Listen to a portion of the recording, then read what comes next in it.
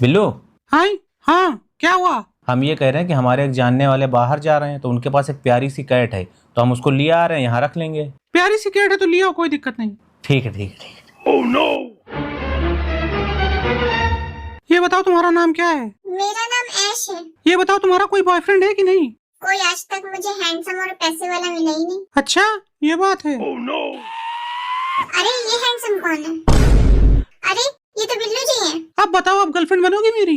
हाँ, क्यों नहीं।